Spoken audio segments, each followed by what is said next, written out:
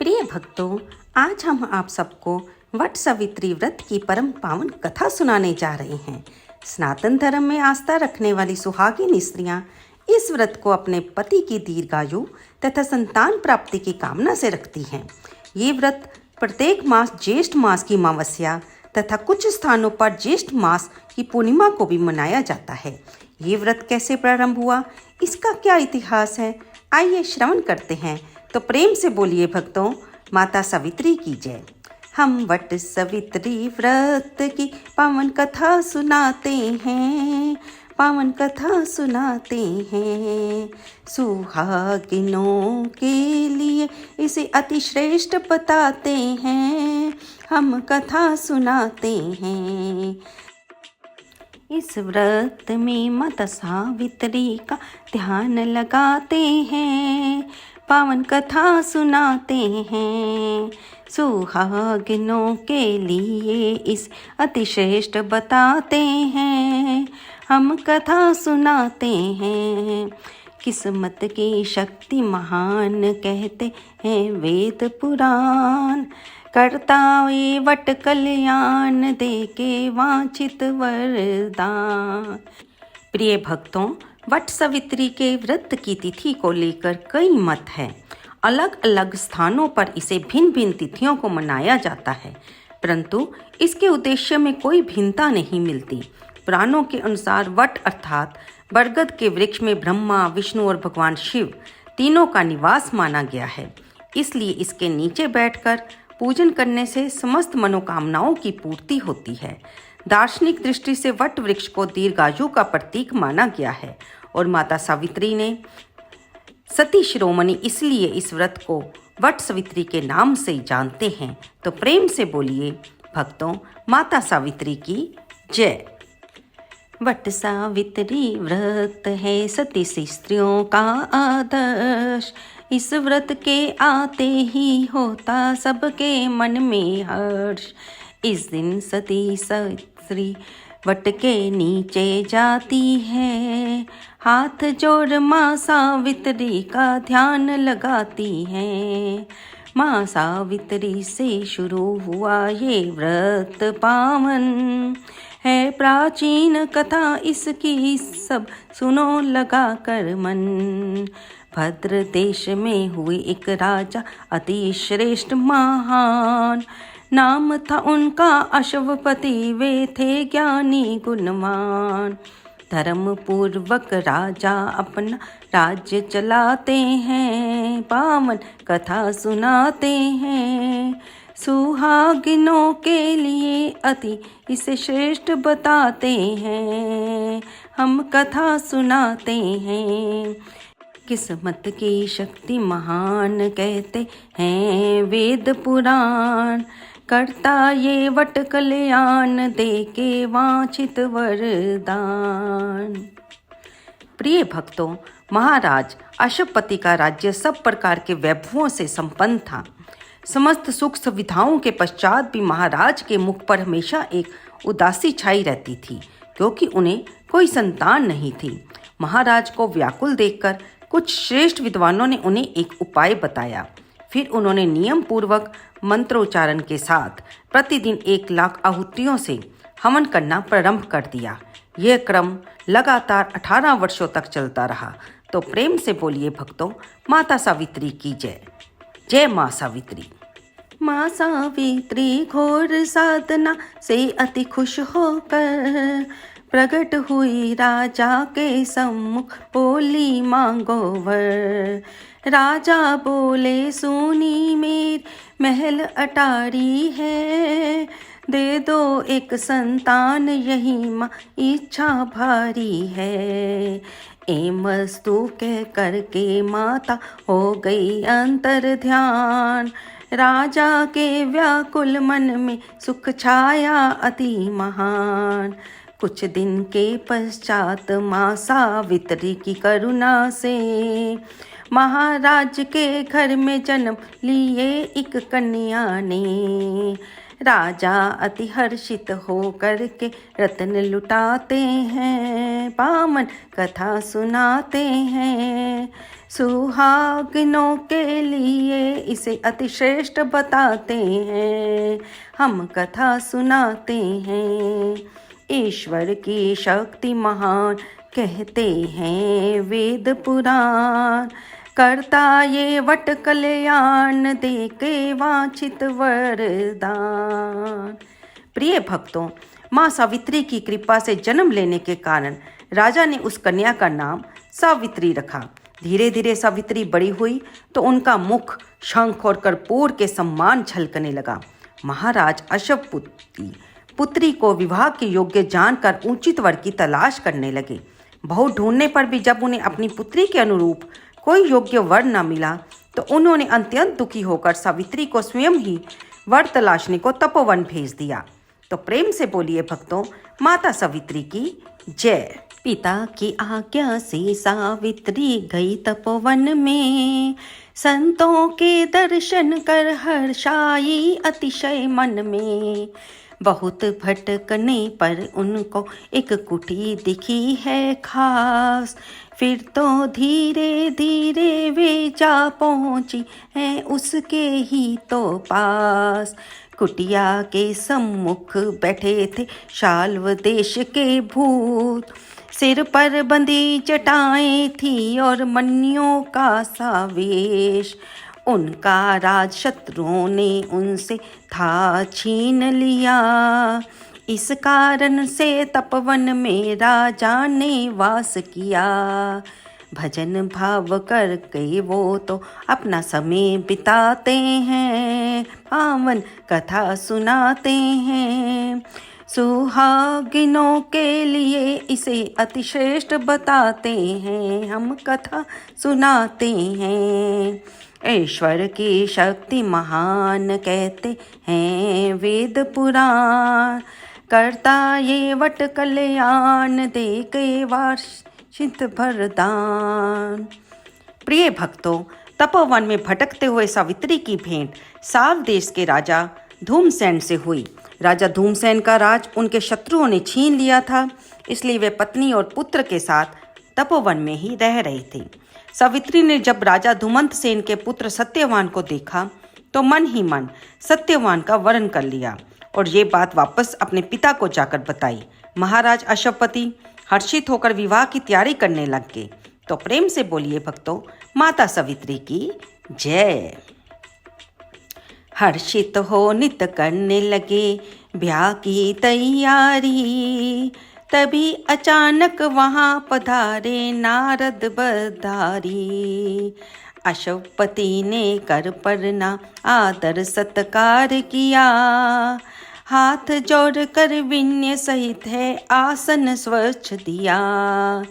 फिर बोले देव ऋषि राजन सुनो ध्यान देकर, मैं करने आघात में आया हूँ इस अवसर पर। 1 वर्ष ही सत्यवान की बची है आजू शेष, इस कारण पुत्री के जीवन में ना भरो कलेश। अन्य कोई वर ढूंढो तुमको हम समझाते हैं, पावन कथा सुनाते हैं। सुहागिनों के लिए इसे अतिश्रेष्ठ बताते हैं, हम कथा सुनाते हैं। ईश्वर की शक्ति महान कहते हैं वेद पुराण, करता ये वट कल्याण दे के वांछित वरदान। प्रिय भक्तों, देव ऋषि नारद ने महाराज अश्वपति को बहुत प्रकार से समझाया कि हे राजन, सत्यवान की आयु मात्र 1 वर्ष ही शेष रह गई है, इसलिए अभी भी समय है, अपनी पुत्री के लिए कोई अन्य वर ढूंढ लो। राजा भी चिंतित होकर सावित्री को समझाने लगे, परंतु सावित्री अपनी बातों पर अडिग रही। आखिरकार महाराज अश्वपति ने सावित्री का विवाह सत्यवान के साथ कर ही दिया। तो प्रेम से बोलिए भक्तों, माता सावित्री की जय। महाराज ने सत्यवान को भेज बुलाया है, विधि विधान से पुत्री का विवाह कराया है।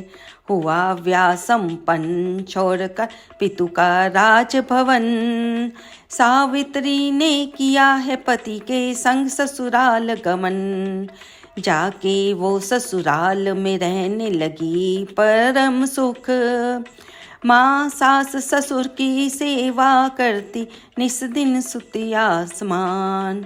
कुटिया को भी सावित्री ने स्वर्ग बनाया है।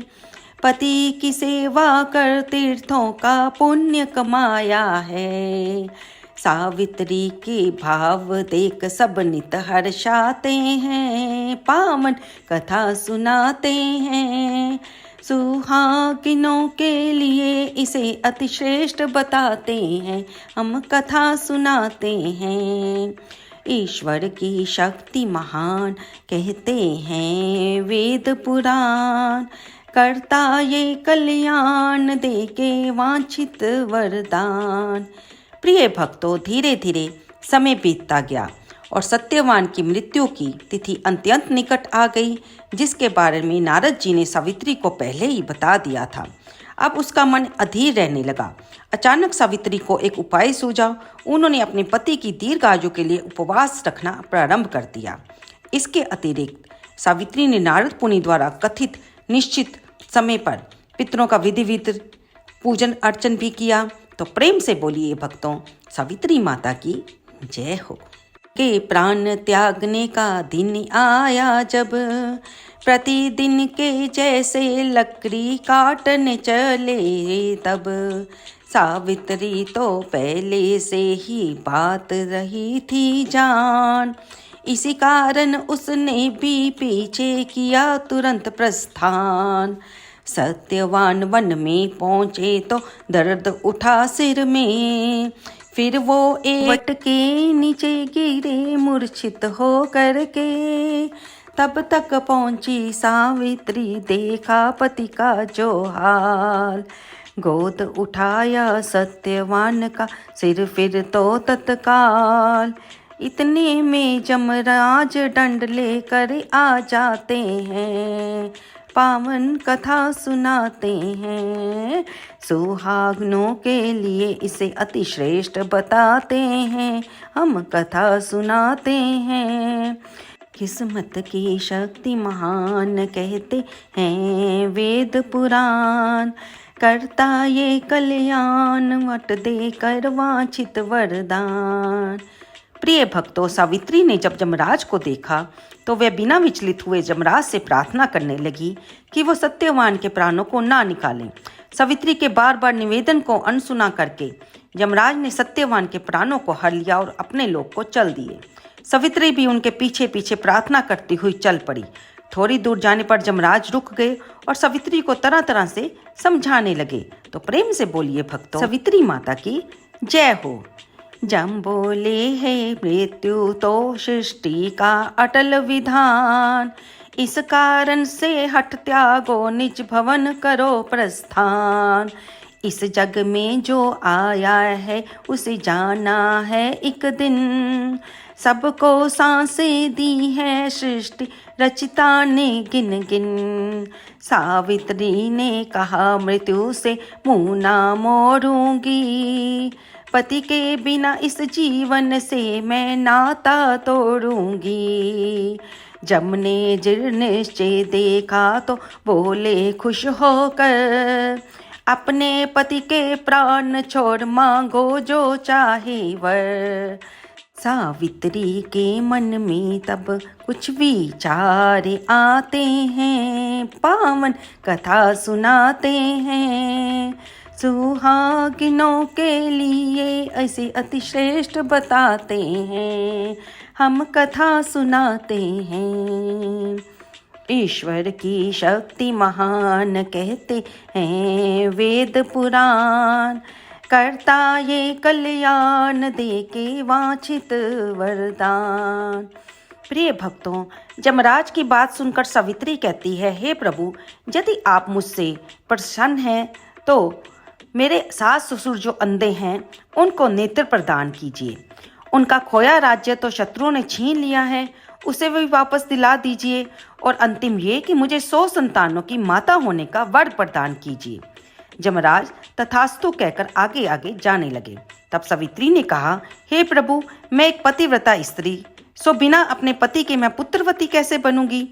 ये सुनकर जमराज अपने वचन की लाज रखने के लिए सत्यवानों को प्राणों को उन्होंने छोड़ दिया और सावित्री की प्रशंसा करके अपने लोक को चले गए। तो प्रेम से बोलिए भक्तों, माता सावित्री की जय हो। सावित्री वापस वट वृक्ष के पास गई है, जब सत्यवान जी उठे पुन मन हर्षाया है। तब खुश हो करके दोनों फिर चल दिए राज की ओर। राज मिला वापस राजा को हुआ चतुशोर। बहुत काल तक दोनों ने सुखपूर्वक भोगा राज। कर उनका अनुसरण नारियां करती हैं व्रत आज। सावित्री से ही प्रारंभ हुआ ये व्रत पावन, इसीलिए वट सावित्री कहते इसको सब है जन। अब इस व्रत की पूजा विधि सुनाते हैं, पावन कथा सुनाते हैं। सुहागिनों के लिए इसे अतिश्रेष्ठ बताते हैं, हम कथा सुनाते हैं। ईश्वर की शक्ति महान कहते हैं वेद पुराण। करता ये वट कल्याण देके वांछित वरदान। प्रिय भक्तों, वट सावित्री पूजा विधि कुछ इस प्रकार से है। सर्वप्रथम घर की सफाई कर स्नान करें। तत्पश्चात पवित्र जल का पूरे घर में छिड़काव करें। इसके बाद बांस की एक टोकरी में सप्तधान या रेत भरकर उसमें ब्रह्मदेव और मां सावित्री की मूर्ति स्थापित करें। इसी प्रकार दूसरी टोकरी में सत्यवान तथा सावित्री की मूर्ति रखकर दोनों टोकरियों को किसी वट वृक्ष के नीचे रख दें। अगर वट वृक्ष पास ना हो तो बाजार से वट वृक्ष का आप चित्र भी मंगवा सकते हैं। जो घर के पास आपके मंदिर हैं वहां पर आप वट वृक्ष की पूजा कर सकते हैं। पहले ये वट के नीचे साफ सफाई करें आए, फिर बांसों की दोनों टोकरियों को पहुँचाएं। इसके बाद करे ब्रह्म सावित्री का पूजन। फिर सावित्री सत्यवान का भाव सहित सुमिरन। पूजा में जल मोली रोली कच्चा दूध मंगवाएं। चना भिगोया हुआ फूल फल भी लेकर आए। जल को उस वट वृक्ष के जड़ में अर्पण कर दें जाकर। कच्चे धागे से वट तने को फिर लपेटें आकर। दीन परिक्रमा कर वट को फिर शीश झुकाते हैं, पावन कथा सुनाते हैं। सुहागिनों के लिए इसे अतिश्रेष्ठ बताते हैं, हम कथा सुनाते हैं। किस्मत की शक्ति महान कहते हैं वेद पुराण। करता ये वट कल्याण देकर वांछित वरदान। प्रिय भक्तों, वट की 3 परिक्रमा कर वट के पत्तों का गहना बनाकर वट सावित्री की कथा सुने। फिर भीगे हुए चने का बायना निकालकर उस पर कुछ रुपए रखकर सास के चरण स्पर्श करें। अगर सास दूर हो तो आप उसको पहुंचा दें। पूजा के पश्चात ब्राह्मणों को वस्त्र तथा फल आदि वस्तुएं बांस के पात्र में रखकर दान दें। तो प्रेम से बोलिए भक्तों, माता सावित्री की जय हो। इस व्रत के प्रभाव से होती सुख में वृद्धि। होता है अखंड सौभाग्य सदा मिलती सेती। ये व्रत दाम्पत्य जीवन को सुखमय करता है। धन वैभव से घर के भंडारे को भरता है। ये व्रत वैवाहिक जीवन में लाता है नेत प्यार। इस व्रत के प्रभाव से जम भी गए सती से हार। माँ सावित्री का हृदय से ध्यान लगाता है। सती स्त्रियों को नित संत तो शीश झुकाता है। कथा प्रेम से गाकर भक्त हर्षाते हैं, पावन कथा सुनाते हैं। सुहागिनों के लिए इसे अति श्रेष्ठ बताते हैं, हम कथा सुनाते हैं। ईश्वर की शक्ति महान कहते हैं वेद पुराण, ये वट कल्याण दे के तावांछित वरदान।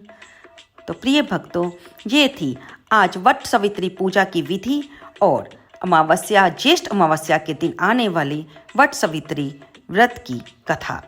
तो उम्मीद करती हूँ आपको ये कथा पसंद आई होगी। कृपया इसे लाइक करें, शेयर करें और कमेंट बॉक्स से जय मां सावित्री लिखना बिल्कुल ना भूलिए।